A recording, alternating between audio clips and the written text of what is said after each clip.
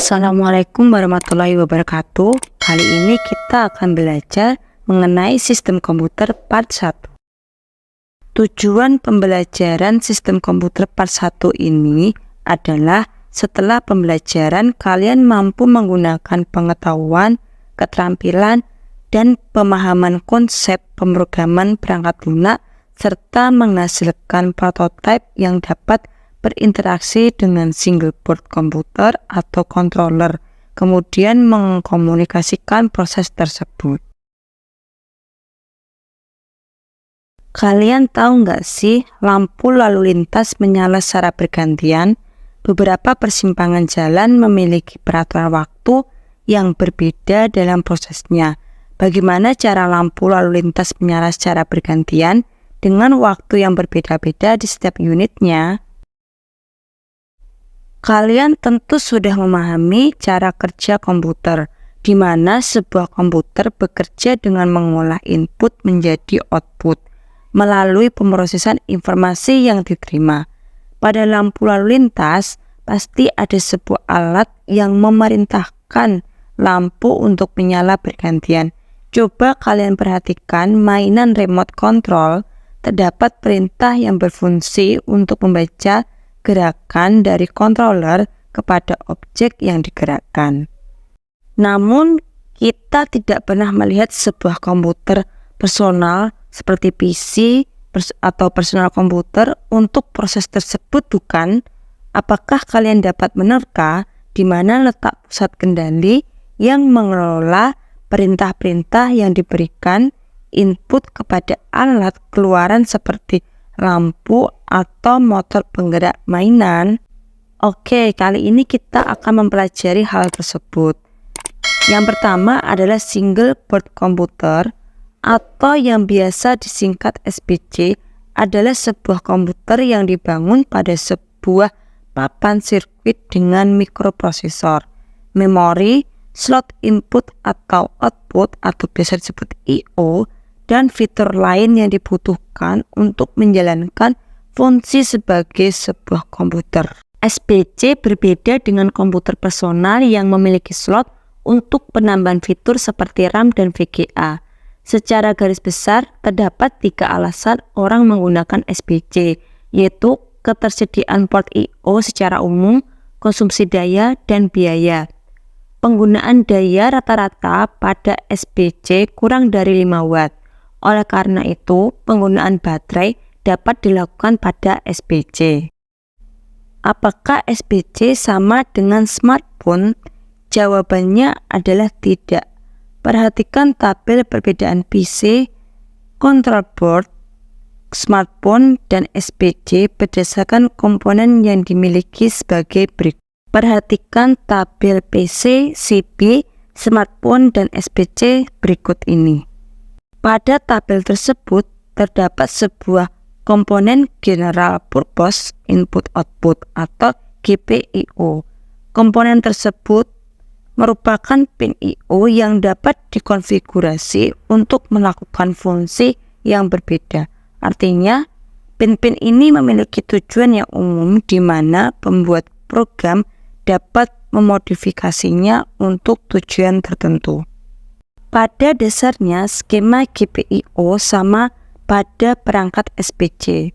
Namun, untuk mengantisipasi kemungkinan adanya perbedaan skema GPIO pada perangkat dengan merek yang berbeda, sebaiknya kalian memeriksa kembali dokumentasi yang tersedia pada situs penyedia SBC kalian. Seperti pada gambar ini, skema GPIO dari Raspberry Pi tersedia pada situs raspberrypi.com.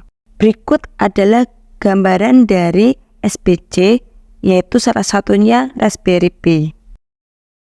Pada gambar tersebut, kalian dapat melihat beberapa port I/O seperti port Ethernet, USB, dan HDMI. Apakah kalian dapat mengidentifikasi port-port tersebut? Pada jenis-jenis papan Raspberry akan menyediakan port yang berbeda sesuai dengan kebutuhan dari pengembang. Pada saat video ini dibuat, papan Raspberry Yang paling sederhana adalah Raspberry Pi Pico Board yang memiliki satu buah port USB saja. Dapatkah kalian mencari jenis papan Raspberry yang lain? Coba diskusi dengan teman kalian. Berikutnya yaitu Single Board Controller atau SBC TRL. Adalah sebuah microcontroller yang berada pada printed circuit board atau PCB. Sederhananya, microcontroller sendiri dapat diibaratkan sebuah otak komputer yang tertanam pada sebuah chip.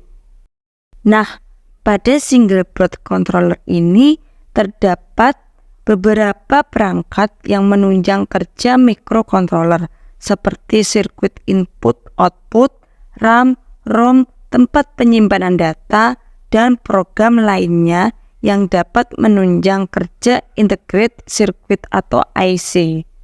Saat melakukan pengembangan aplikasi, seorang pengembang harus mempertimbangkan kinerja antar komputer.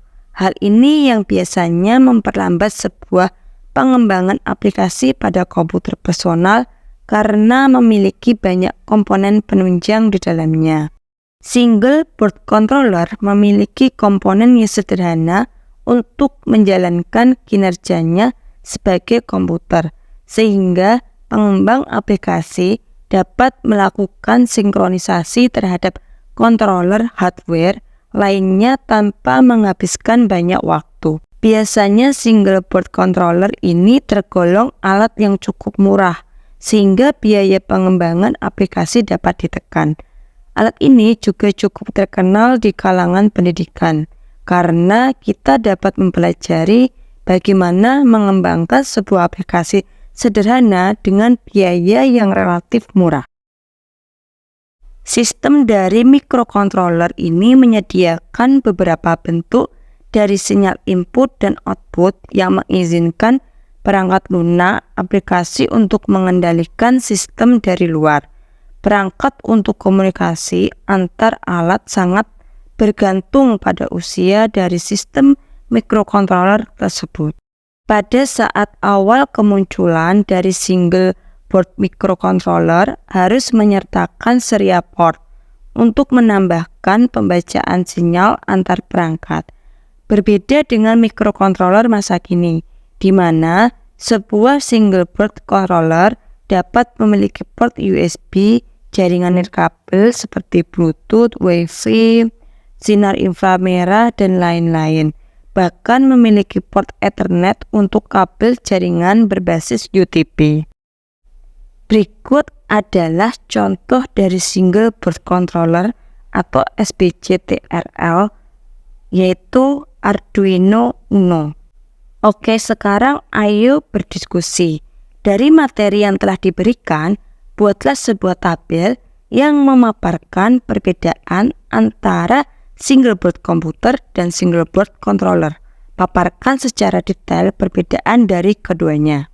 Coba kalian telusuri jenis-jenis papan lainnya selain Raspberry dan Arduino yang digunakan untuk pengaplikasian microcontroller. Coba kalian kelompokkan berdasarkan jenisnya, apakah termasuk SBC atau single board microcontroller. Silakan didiskusikan bersama kelompoknya. Selamat belajar dan semoga sukses selalu. Terima kasih. Wassalamualaikum warahmatullahi wabarakatuh.